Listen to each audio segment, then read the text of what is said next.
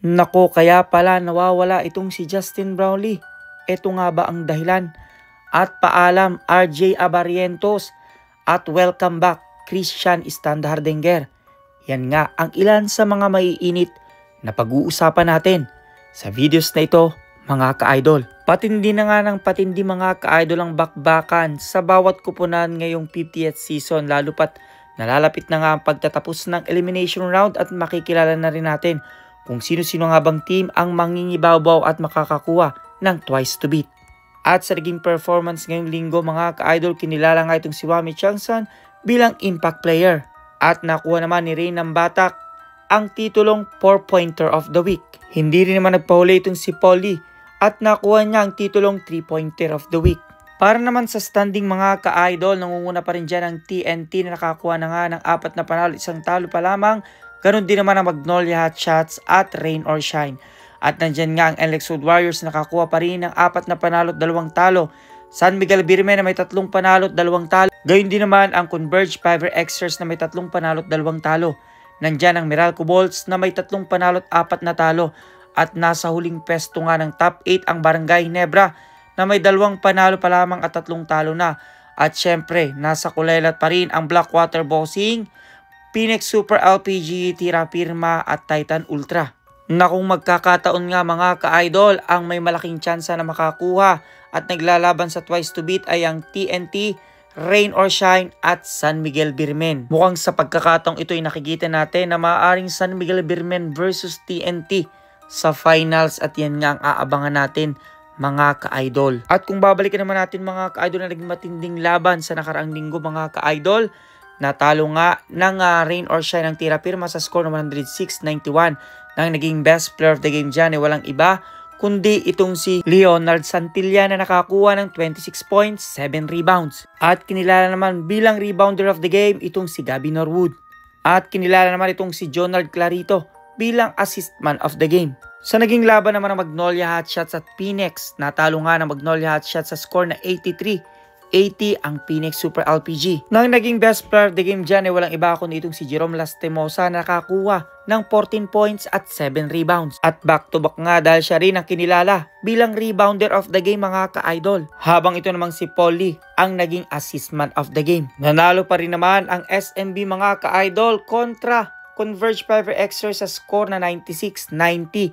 Na ang naging best player of the game dyan ay walang iba kundi itong si Wami Changsan na nakakuha nga ng 14 points mga ka-idol. Kinilala naman bilang rebounder of the game itong si Junmar Pardo. At bilang assist man of the game naman mga ka-idol itong si CJ Perez. Nasa ipinapakita nga ngayon ng SMB mga ka-idol, hindi nga malayo na sila na naman ang makasungkit ng titulo ngayong season. At sa naging laban naman mga ka-idol ng Ginebra at NLEX, natalo nga ng Ginebra ang NLEX sa score na 104-74. Nang naging best player of the game dyan ay walang iba kundi itong si Japit Aguilar na nakakuha ng 25 points at 5 rebounds. Kinilala naman bilang rebounder of the game itong si Troy Rosario. At kinilala din itong si Scottie Thompson bilang assist man of the game. Sa mga nakaraang laban nga mga ka-idol, masasabi nating unpredictable kung sino nga ba ang malakas at posibleng manalo ngayong season.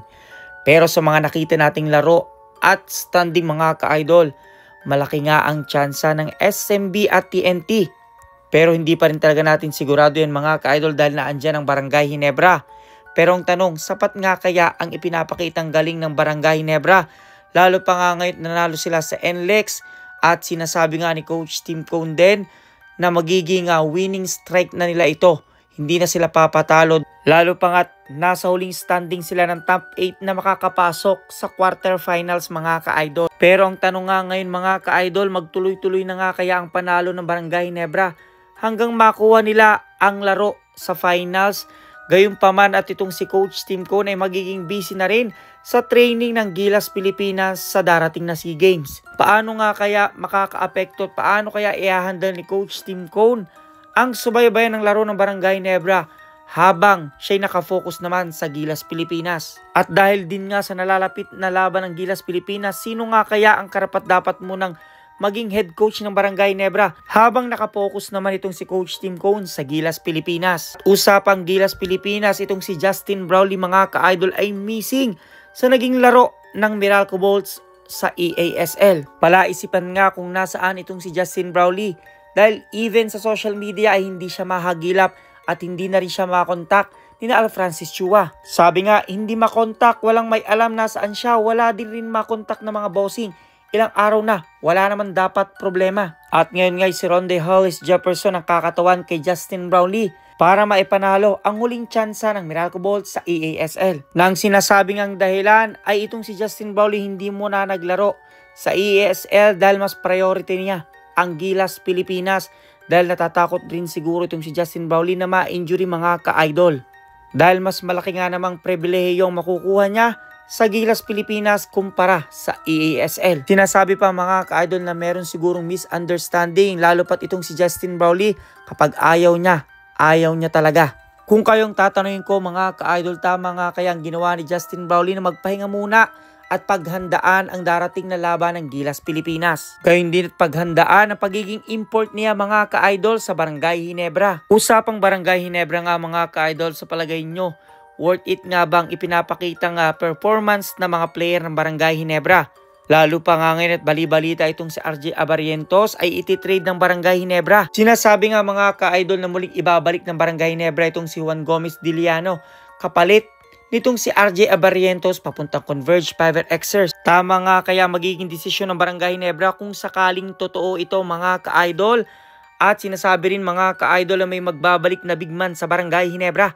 At yan nga itong si Christian Standardinger. Kung siya ngay magre-resign si Terefirma, maaari nga siya maging free agent mga ka-idol at maaari siyang makuha ng ibang team at lalong-lalo na ng Barangay Ginebra. Gayun din naman sinasabing ilan sa mga target ng Barangay Ginebra itong si Matthew Wright, ganoon din naman itong si Bobby Ray Parks Jr. Sa tingin nyo mga ka-idol, sino nga kaya ang dapat o karapat-dapat na maibalik o makuha ng Barangay Ginebra nang sa ganun ay makita muli natin ang lakas at sigaw ng buong kabarangay na katulad noon mga ka-idol na expect na laging nananalo ang Barangay Ginebra. Hindi katulad ngayon, mukhang humihina ang Barangay Ginebra at mukhang nangungulelat na.